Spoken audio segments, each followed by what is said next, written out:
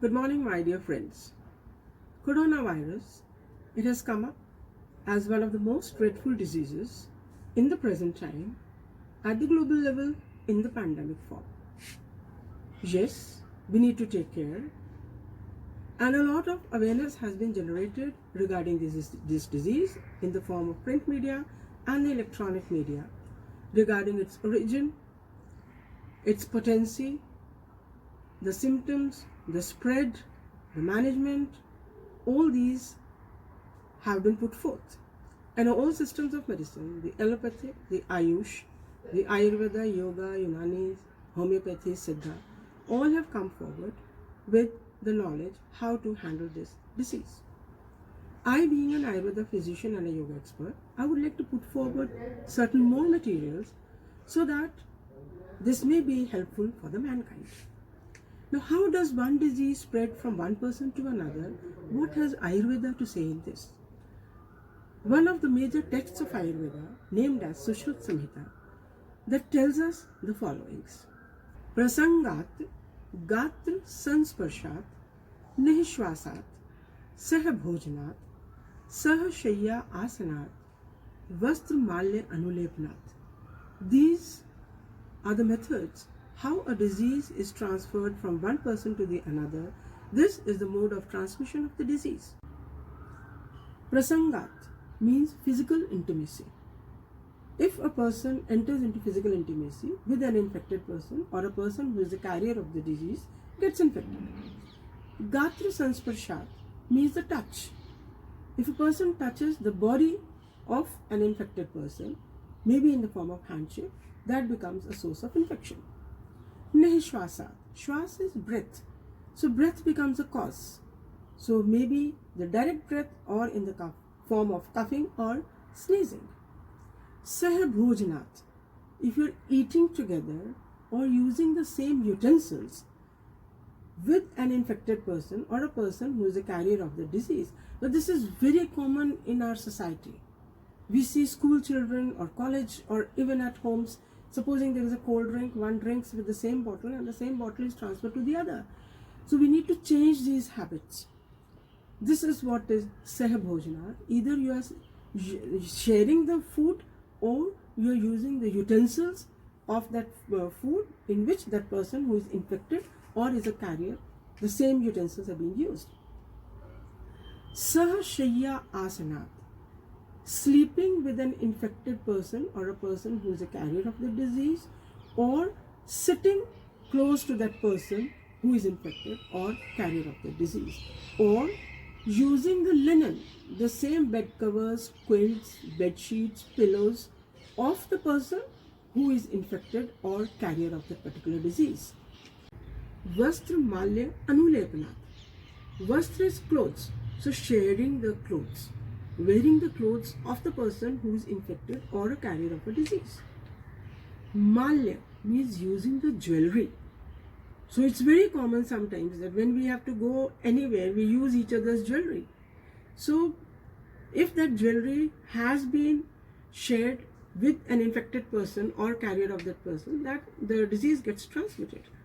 Anulepnat, using the cosmetics. This is very common when we dress up and then we do the makeup. So when we are doing the makeup, we use the same brushes. We use the same cosmetic material. So sharing of the material of an infected person or a carrier of that person, this is the way how the disease gets transmitted.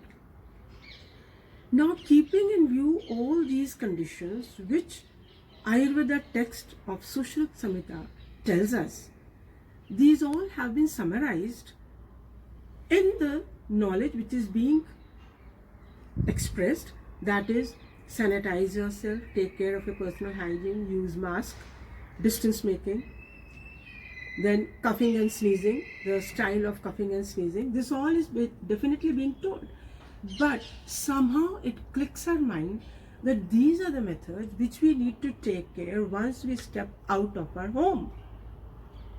But no, dear friends, these also we need to take care when we are at home. Because at home, no one knows who is a suspected case. Because a suspected case of coronavirus has no symptoms. As is the awareness is being generated in the television and DD news, where I see that the A, B, C, D forms, that A is infected, goes to C, C also gets infected, but D is at home, but A goes to C via B, and B is roaming, has no symptoms. B is a suspected case. No one knows about B. Now this person who is at home, now he somehow one fine day goes out and has a contact with B. Now B is a person who is a suspected case but has no symptoms.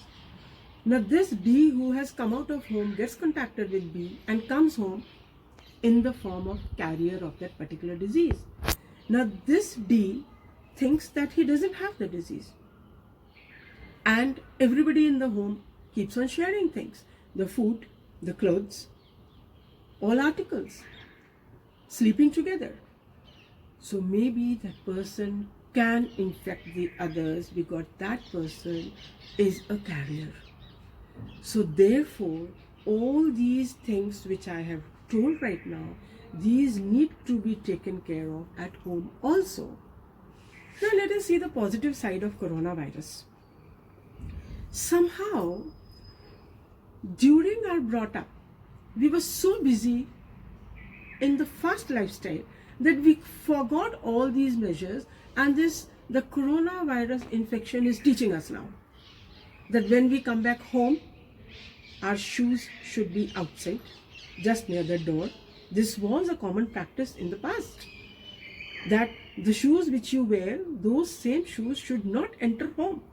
They should be at the main door. The cabinet used to be there where all shoes used to be there.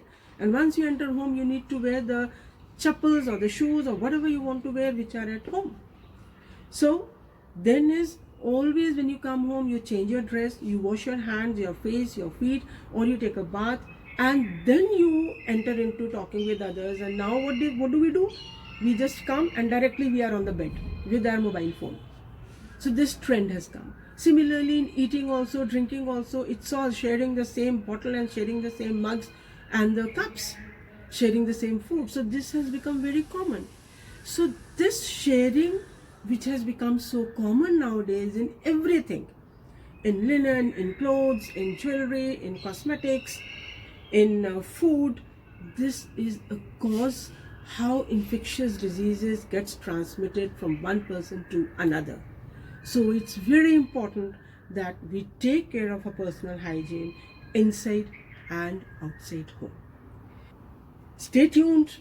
I come back again with further knowledge of Ayurveda at the physical level, mental level, social level, spiritual level, how to boost up your immunity, how to enter into preventive strategy, what all food items you can use, how you can use the Indian spices and what in Indian spices you can use to generate the immunity and boost your immunity, what to do in workouts, what in yoga, what in meditation. This all I'll be coming up. So with this I end today. Stay home, stay safe, stay healthy, and do visit my website KHHCayurveda.com for further information. Thank you. Namaskar. Jai Hind.